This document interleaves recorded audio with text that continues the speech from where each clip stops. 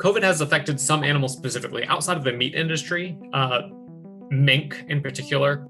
So we're talking about fur farming. Mink can contract COVID.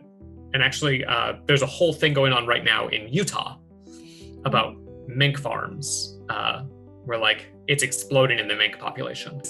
Denmark in early 2020, and they ended up killing all of these mink because it was, I mean, you had a basically massive super spreader event right there. And they weren't sure if COVID could hop from mink back into humans, if it was going to mutate and then traverse back. So it's been really, really harsh there. As far as slaughterhouses, it's the animals who go through slaughterhouses, they're lucky if they end up getting killed right at the beginning when they're supposed to, and it's quick.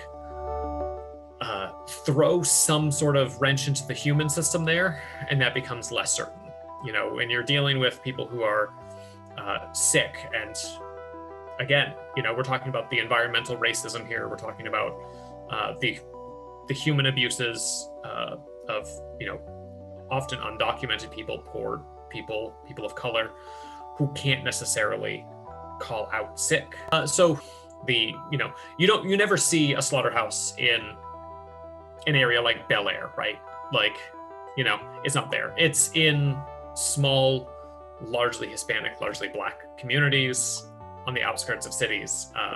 And so, that's a term that we dub environmental racism. It's polluting the groundwater, the air, topsoil degradation of these areas where it's largely non-white people, or poor people. But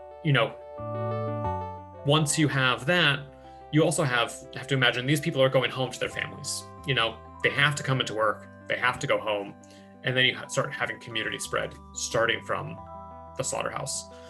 They were running slaughterhouses at peak efficiency, for quite a deal of 2020. There was no major slowdown. There weren't fewer animals slaughtered. So you have either people working faster,